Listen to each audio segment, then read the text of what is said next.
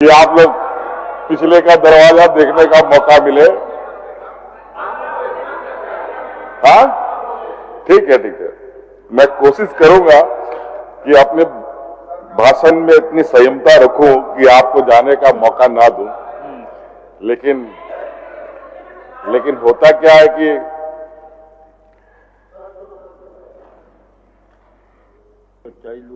जब सच्चाई सामने आने लगती है तो उसमें बड़ी कठिनाई होती है उसको फेस करना, उसको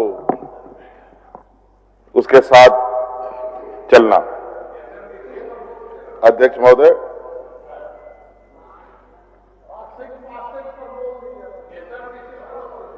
देखिए, ये पासिंग की बात वो भी मैं करूंगा, क्योंकि तिवारी जी भी बहुत मजे हुए खिलाड़ी हैं।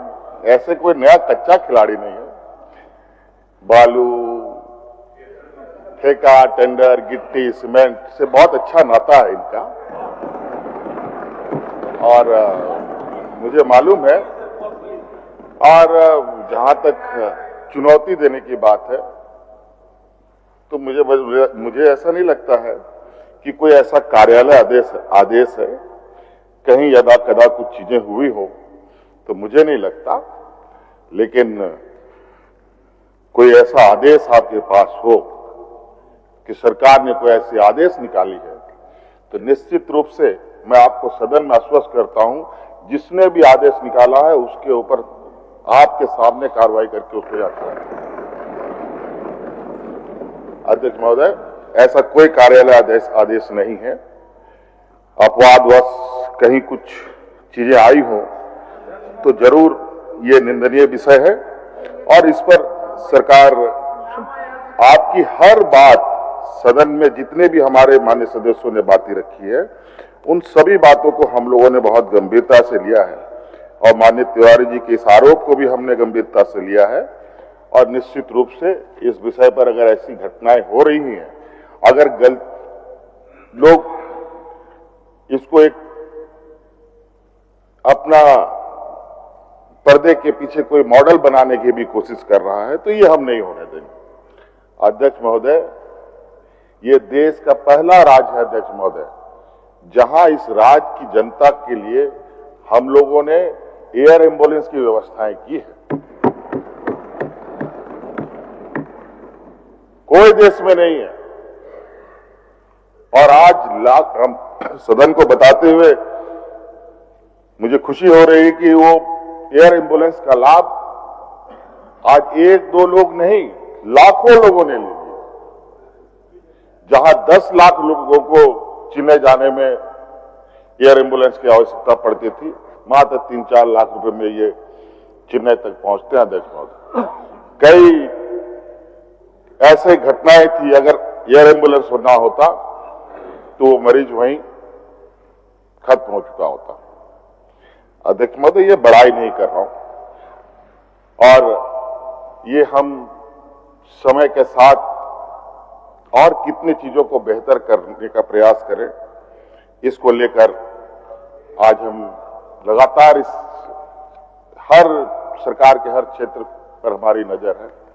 स्वास्थ्य की बात कहें अध्यक्ष महोदय, रिम्स को लेकर आए दिन अखबारों में चीजें छपती है। आए दिन सरकार को लेकर कुछ हमारे अखबार वाले पत्रकार मित्र लोग भी सरकार को चूटी काटने से बाज नहीं आते हैं।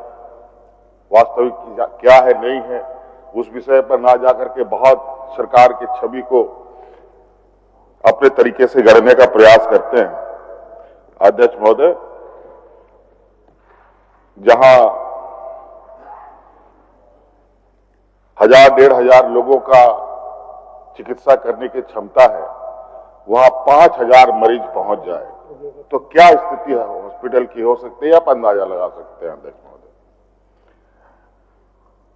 और आज इसी को ध्यान में रखकर अध्यक्ष महोदय, ये रिम्स के पुनर्जीर्णोद्धार का कार्यक्रम हम लोगों ने टेकअप किया हुआ है, और बहुत जल्द आने वाले 5 साल के अंदर ये जो रिम्स आपको दिख रहा है, ये रिम्स एक नए स्वरूप के रूप में इस राज्य को देखने को मिलेगा। और इसके अलावा अध्यक्ष महोदय, सरकार ने अतिरिक्त इस रिम्स का जो बर्डन है, इस रिम्स के ऊपर जो बोझ आता है, ये पूरा बोझ इसके ऊपर ना आए, इसको लेकर हम लोगों ने इस राजधानी के अंदर एक और मेडिकल कॉलेज खोलने का भी निर्णय लिया हुआ है। उसके लिए जगह की तलाश शुरू हो चुकी है अध्यक्ष महोदय। तो ऐसा नहीं है अध्यक्ष महोदय, ये इनके लिए ये खुशी की बात नहीं है, ये बहुत तकलीफदेह बात है इनके लिए अध्यक्ष महोदय। और मैं इनको बता दूं अध्यक्ष महोदय, मैं इनको बता दूं, हम लोगों ने इनके इतने षड्यंत्र के बावजूद विगत 5 सालों में इतने कार्य किए अध्यक्ष महोदय, उन कार्यों का जवाब आज इनको मिला है। आज पूरा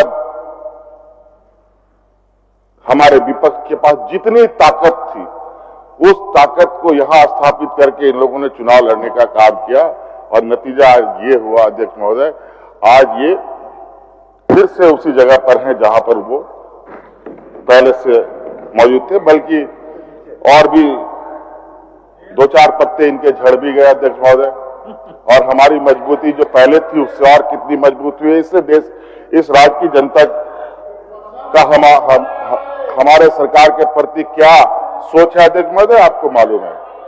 और इस बार भी अध्यक्ष महोदय, मैं आपको बता देना चाहता हूं अध्यक्ष महोदय, अभी तो शुरुआत है, अभी तो सरकार के ये नई पारी की अभी तो शुरुआत है। एक तो पहला ओवर भी अभी कंप्लीट नहीं हुआ अध्यक्ष महोदय, अभी तो बहुत 5 साल अभी ओवर इनको बॉल फेंकना है अध्यक्ष महोदय, और हर बॉल में छक्का पड़ेगा इतना बता देते हैं, एक भी चौका नहीं जाएगा, आप लोग चिंता मत कीजिए अध्यक्ष महोदय।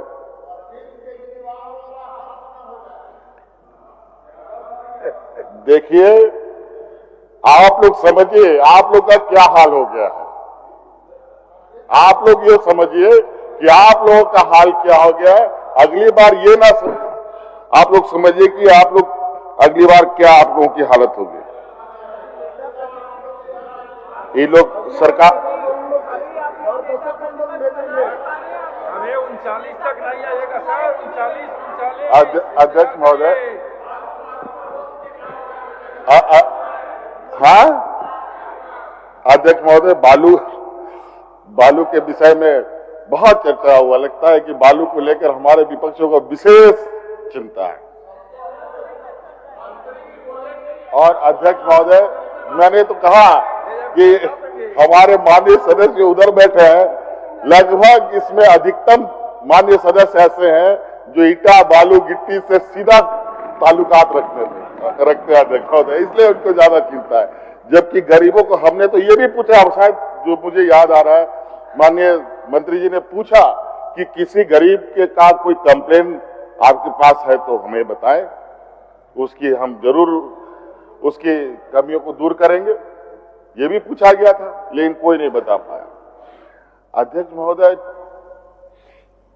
इस तरीके का जो आरोप है, जो निराधार आरोप है, इन सब आरोपों का जवाब देना बड़ा कठिन है अध्यक्ष महोदय, बहुत ही कठिन, तो संभव ही नहीं अध्यक्ष महोदय।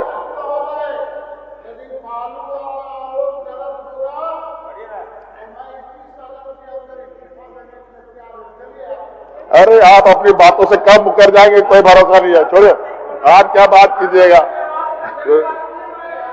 छोड़िए अध्यक्ष महोदय, सीपी बाबू अभी धड़ाधड़ अध्यक्ष महोदय अपार्टमेंट बन रहे हैं, धड़ाधड़ काम चल रहा है चारों तरफ अध्यक्ष महोदय। सिर्फ इनको 2 ट्रक बालू नहीं मिला, फ्री में नहीं मिला, इसलिए ये हालत है कि हमको मिला क्यों नहीं फ्री में अध्यक्ष महोदय। और कोई पैसा नहीं है, ये पैसा से नहीं खरीदना चाहते हैं, ये दमोगल से खरीदना चाहते हैं, जो सरकार कभी नहीं देगी अध्यक्ष महोदय। दबंगई नहीं चलेगा, हो गया खत्म, सूर्यास्त हो चुका है, इसलिए आप तो चुपचाप बैठिए। बालू फ्लड आप चिंता मत कीजिए, आप लोग का जरूर मुसीबतें बढ़ेंगी आने वाला समय में। अध्यक्ष महोदय,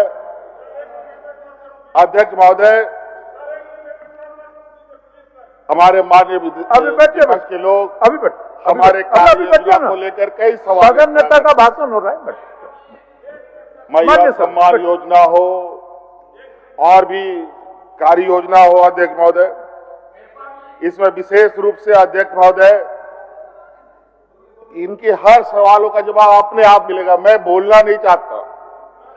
अभी सवाल पूछते हैं कि जेपीएससी का सदस्य नियुक्त नहीं हुआ। हमने तो नहीं कहा कि हमने नियुक्त कर दिया। अखबार में पढ़ लीजिए, जाके देख लीजिएगा। मैं बोलूंगा भी नहीं। हम लोग बोलने पर विश्वास नहीं करते, हम लोग काम करने पर विश्वास करते हैं और ऐसा काम करके दिखाएंगे। इस काम की ऊंचाई इतनी होगी कि उस ऊंचाई को पार करना आप लोगों की बस की बात कभी नहीं होगी। अध्यक्ष महोदय, मैया योजना को लेकर इनका बड़ा ही तीखा प्रहार रहा सरकार के ऊपर। अध्यक्ष महोदय, हम लोगों ने एक ऐसा माइलस्टोन इस राज्य में गाड़ा है अध्यक्ष महोदय, जिसको आज देश के अलग अलग कोने में इसका रिपीटेशन होने की आसारें बड़ी तेजी से दिख रही है। लेकिन हमारे जो चतुर विपक्ष के लोग बैठे हुए हैं भेड़िए के खाल में, ये लोग इतने सातिर्क हैं। अभी हमारा तो मैंने कहा कि हम लोग को तो सरकार अभी शुरू हुआ है अध्यक्ष महोदय। अभी जो चीज हम लोगों ने किया है, करेंगे, आने वाला समय में सरकार अपने संसाधनों के अनुरूप कार्य योजना बनाती है, सही गलत चीजों को, जो गलत है उसको सही करने का कोशिश करती है और फिर आगे बढ़ने का कोशिश करती है। ऐसा नहीं है कि मैं नहीं कहता, थोड़ी आप लोगों से सहमत जरूर हूं कि इतनी बड़ी व्यवस्था चलती है, कहीं 1000 बल्ब जल रहा हो तो 1000 बल्ब में से कोई फ्यूज ना हो, ऐसा नहीं हो सकता है। लेकिन उस बल्ब को तुरंत बदल के फिर आगे बढ़ने का काम करेंगे। इसलिए ऐसा नहीं है। आज मैया योजना को लेकर हम लोग के सरकार बने हुए कितना दिन हुए? सरकार कौन सा महीना में बना? अक्टूबर, नवंबर में बना। नवंबर, हाँ नवंबर, मान के चलिए नवंबर में बना सरकार। आप बताइए,